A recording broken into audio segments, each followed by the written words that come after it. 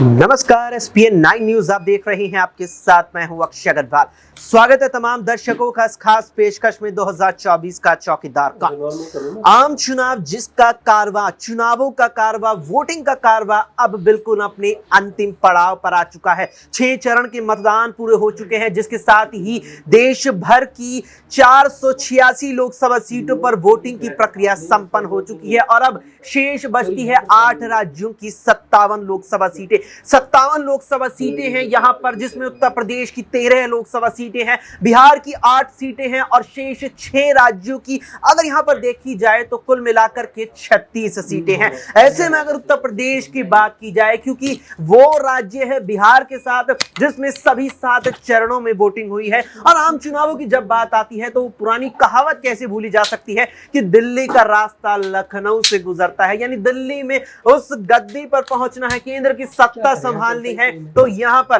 पहले लखनऊ वाले इस उत्तर प्रदेश को फतह करना होगा, जहां पर देश की सबसे ज्यादा 80 लोकसभा सीटें आती हैं और 6 चरणों के बाद सूबे की 67 सीटों पर मतदान की प्रक्रिया संपन्न हो चुकी है और अब बाकी है आखिरी एक चरण, जिसमें कई अहम सीटें हैं आती हैं। यहां पर वाराणसी लोकसभा सीट, जहां से पिछली 2 मरतबा प्रधानमंत्री नरेंद्र मोदी ने चुनाव लड़ा, जीत हासिल की, अब की बार फिर वही मैदान में है। और इसी में आती है मिर्जापुर लोकसभा सीट भी, इसी में आती है रॉबर्ट्सगंज लोकसभा सीट भी। ये 2 वे लोकसभा सीटें हैं जो एनडीए गठबंधन के तहत अनुप्रिया पटेल की अपना दल सोनेलाल के खाते में गई है। रॉबर्ट्सगंज की बात की जाए तो यहां पर पिछड़ा वर्ग के लिए आरक्षित उत्तर प्रदेश की 17 सीटों में से एक है, लेकिन अगर मिर्जापुर की बात की जाए तो अनुप्रिया पटेल यहां से तीसरी मर्तबा चुनावी मैदान में उतरी है। यहां पर कुछ माहौल समर्थन में भी नजर आ रहा है, तो कुछ यहां पर एंटी इनकम्बेंसी भी है। नेता के खिलाफ जो उसके विधानसभा या संसदीय क्षेत्र में एंटी इनकम्बेंसी होती है, माहौल खिलाफ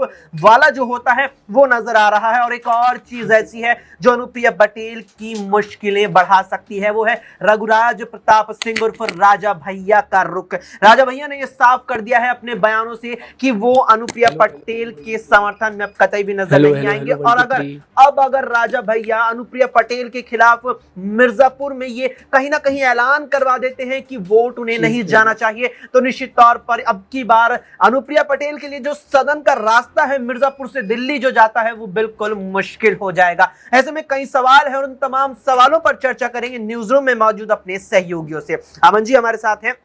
अमन जी, लगभग सब कुछ खत्म हो चुका है और बाकी है एक चरण। 8 राज्य है, 57 सीटें हैं, उनमें से 13 सीटें उत्तर प्रदेश की बाकी रह गई है। रॉबर्ट्सगंज भी उसमें से एक है जो अति पिछड़ा वर्ग के लिए आरक्षित है, और उसके बाद आती है मिर्जापुर। ये वे 2 लोकसभा सीटें हैं जो एनडीए गठबंधन के तहत खाते में गई है अनुप्रिया पटेल की सपना दल सोनेलाल की। अनुप्रिया पटेल मिर्जापुर से तीसरी बार अब चुनावी मैदान में, 14 में जीत दर्ज की, केंद्रीय राज्य मंत्री बनी, 19 में जीत दर्ज की, फिर केंद्रीय राज्य मंत्री बनी। लेकिन अब की बार जो माहौल और खासतौर पर जो रघुराज प्रताप सिंह राजा भैया ने जो बयान दिए हैं उनके खिलाफ, खासतौर पर अनुप्रिया पटेल का ही जो वो बयान था कि ईवीएम से राजा रानी पैदा होते हैं, उसके बाद जो राजा भैया का रुख रहा है, क्या उसका मतलब ये निकाल लिया जाए कि अब की बार जो दिल्ली का रास्ता अनुप्रिया के लिए वो मुश्किल होने वाला है? जाहिर बात है। और देखिए अब अंतिम चरण पे कहीं ना कहीं पूरा चुनाव आकर खड़ा हो गया और यहाँ पर मिर्जापुर, रॉबर्ट्सगंज और 3-4 जो और सीटें हैं कह सकते हैं उत्तर प्रदेश की, वो बड़ी अहम है, बड़ी जरूरी है। लेकिन क्या वाकई में अनुप्रिया पटेल इस बार भी दोनों सीटों पर कब्जा कर पाएंगी और हैट्रिक लगा पाएंगी? क्योंकि जिस तरह से इस बार फील्डिंग सेट की गई है मिर्जापुर की, उसमें कहीं ना कहीं अनुप्रिया पटेल फंसी दिखाई पड़ती है। इसके अलावा जिस तरह की उन्होंने बयानबाजी की है उसमें उसकी वजह से भी उनकी मुश्किलें जो है अब बढ़ती हुई नजर आ सकती है, क्योंकि राजा भैया के खिलाफ जिस तरह से उन्होंने बयानबाजी की है, जिस तरह के शब्दों का प्रयोग किया है, जाहिर बात है कि राजा भैया अब उनके खिलाफ पलटवार करते हुए जरूर नजर आएंगे।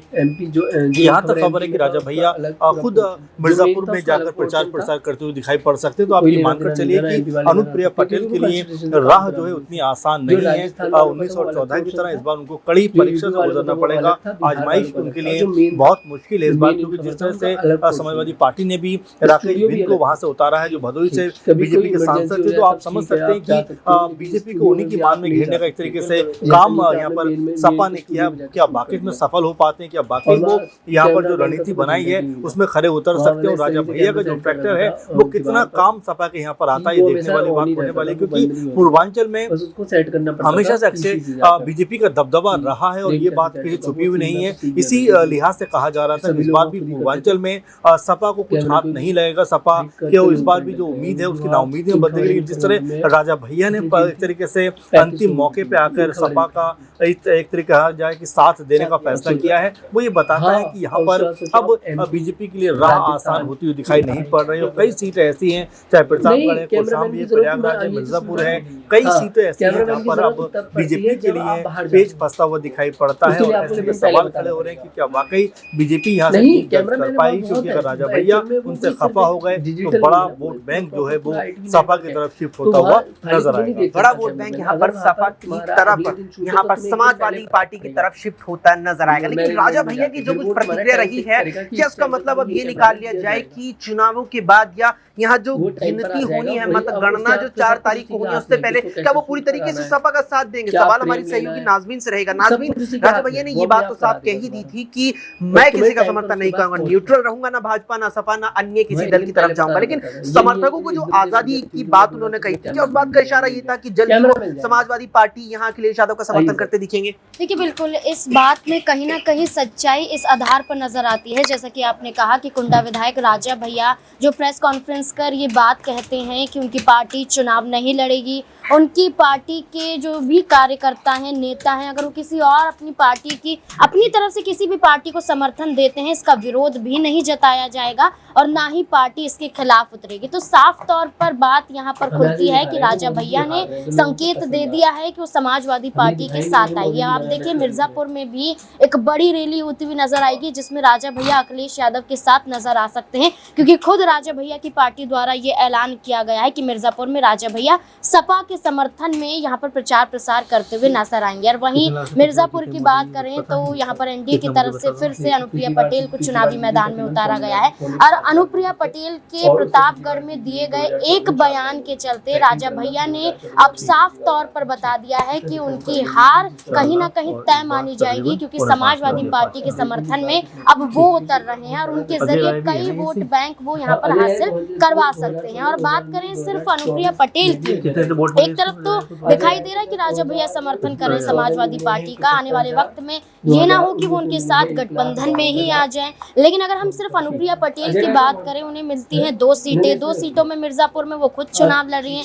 रॉबर्ट्सगंज की बात करें तो यहाँ पर उन्होंने रिंकी कौल को मैदान में उतारा है, तो रॉबर्ट्सगंज की इस सीट पर भी कहीं ना कहीं उनके सांसदों द्वारा विरोध दर्ज किया जा रहा है। पकौड़ी लाल की बात करें तो वो विरोध दर्ज करते हैं कि उन्हें यहाँ से टिकट क्यों नहीं दिया गया, अगर उन्हें नहीं दिया तो उनके बेटे को देना चाहिए था। वो खुद यहाँ पर विरोध दर्ज करते हुए नजर आते हैं। यानी कि चौतरफा की बात करें या फिर बात करें एनडीए की तरफ से जो 2 सीटें मिली हैं, इसमें अनुप्रिया पटेल फंस चुकी है। ऐसे में दिनेश हमारे साथ हैं।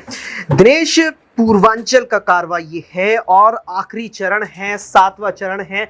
अगर पूरे प्रदेश की देखा जाए 53 यहाँ पर सीटें नजर आती हैं और अगर इन 2 मुख्य सीटों पर बात करें जो यहाँ पर अपना दल सोनेलाल के हाथों में है, उनके यहाँ गठबंधन के चलते उनके साथ उनके पास आई है रॉबर्ट्सगंज और मिर्जापुर। रॉबर्ट्सगंज आरक्षित है, थोड़ा अलग रखते हैं। मिर्जापुर में देखा जाए तीसरी मर्तबा अनुप्रिया पटेल चुनावी मैदान में, लेकिन यहाँ पर राजा भैया ने जो उनके खिलाफ मोर्चा खोला है, कारण वहां पर अनुप्रिया पटेल का बयान ही बना राजा भैया के खिलाफ। सवाल ही रहेगा कि जब अखिलेश यादव के इतर यहाँ पर केंद्रीय गृह मंत्री अमित शाह से जाकर के राजा भैया ने बेंगलुरु में मुलाकात की, उसके बाद कयास थी कि वो बीजेपी का साथ देंगे, लेकिन न्यूट्रल रहने की बात की। और अब जो अनुप्रिया पटेल के खिलाफ उनका जो रुख देखने को मिल रहा है, क्या इससे बीजेपी की केवल इन 2 लोकसभा सीटों पर बीजेपी एनडीए की नहीं और सीटों पर भी मुश्किलें बढ़ सकती है? देखिए अक्षय, अंतिम चरण पर मतदान पहुंच चुका है। ये लोकसभा का चुनाव 6 चरण के मतदान संपन्न हो चुके हैं और ऐसे में उत्तर प्रदेश की विशेष तौर पर बात करें, महज 13 ऐसी सीटें बाकी हैं जहां पर चुनावी माहौल जो है इस वक्त गरमाया हुआ है। और इसमें वाराणसी और गोरखपुर सीट को भी हम पीछे नहीं छोड़ सकते, क्योंकि एक सीट जहां पर प्रधानमंत्री नरेंद्र मोदी खुद चुनाव लड़ रहे हैं,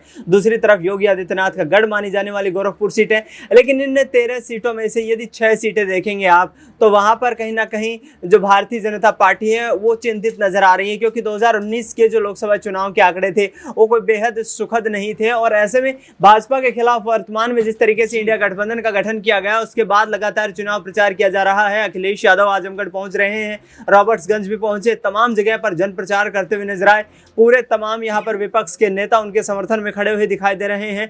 दूसरी तरफ देखा जाए राहुल गांधी, प्रियंका गांधी देश की जनता के लिए ये वादे करते नजर आ रहे हैं कि हम आपके सच्चे सिपाही के रूप में आपकी आवाज उठाएंगे। तो जाहिर तौर पर नजर आता है कि राजा भैया जो कि कहीं ना कहीं अपने राजनीतिक जीवन की शुरुआत मुलायम सिंह यादव के दौर से करते हैं, और जाहिर तौर पर जिस तरीके से लगातार उनकी जो राजनीतिक हैसियत बढ़ती गई है उत्तर प्रदेश की राजनीति में, वो वाकई एक अहम किरदार निभाती है। लेकिन फिलहाल देखा जाए तो राजा भैया को जो 2 सीटें दी गई थी, उसके बाद भारतीय जनता पार्टी ने वहां से चुनावी मैदान में प्रत्याशियों को उतारा, और कहीं ना कहीं वो जो फैसला था वो यहाँ पर राजा भैया को कहीं ना कहीं आघात पहुंचाने वाला था। ऐसे में उन्होंने ऐसा फैसला लिया है कि यहाँ पर जिस तरीके के जो सियासी समीकरण है उनको साधते हुए वे किसी भी पार्टी को सपोर्ट ना करे तो ज्यादा बेहतर रहेगा। पिछले दिनों हमने देखा कि एक जनसभा के दौरान उन्होंने अपने कार्यकर्ताओं से ये अपील करते हुए कही थी कि आप स्वतंत्र है, कोई भी फैसला ले, किसी को भी सपोर्ट करें, इससे हमें कोई फर्क नहीं पड़ता। इसलिए बीजेपी की मुश्किलें बढ़ सकती हैं, क्योंकि पूर्वांचल की राजनीति को साधने के लिए भारतीय जनता पार्टी ने तमाम जो है